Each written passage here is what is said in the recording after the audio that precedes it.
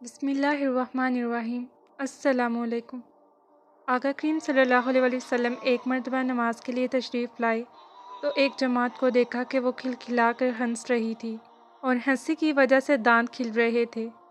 حضور صلی اللہ علیہ وسلم نے ارشاد فرمایا کہ اگر موت کو کثرت سے یاد کیا کرو تو جو حالت میں دیکھ رہا ہوں وہ پیدا نہ ہو، لہٰذا موت کو کثرت سے یاد کیا کرو۔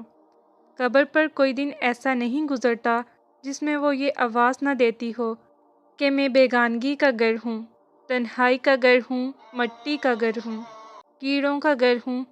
جب کوئی مومن قبر میں رکھا جاتا ہے تو وہ کہتی ہے کہ تیرا آنا مبارک ہے، بہت اچھا کیا تو آ گیا۔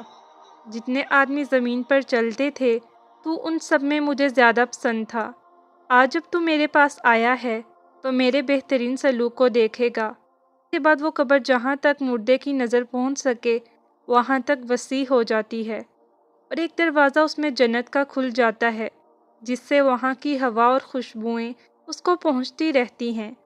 اور جب کوئی بد کردار قبر میں رکھا جاتا ہے یا گناہ گار کو قبر میں ڈالا جاتا ہے، وہ کہتی ہے کہ تیرا آنا نامبارک ہے، پورا کیا جو تو آیا۔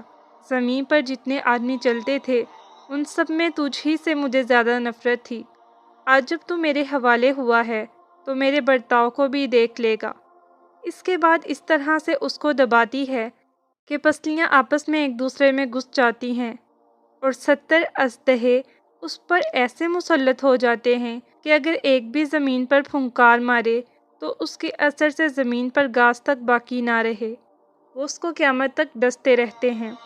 اس کے بعد حضور صلی اللہ علیہ وسلم نے ارشاد فرمایا کہ قبر جنت کا ایک باغ ہے یا جہنم کا ایک گڑھا ہے۔ بحوالہ فضائل اعمال۔ سامعین، اللہ کا خوف بڑی ضروری چیز ہے۔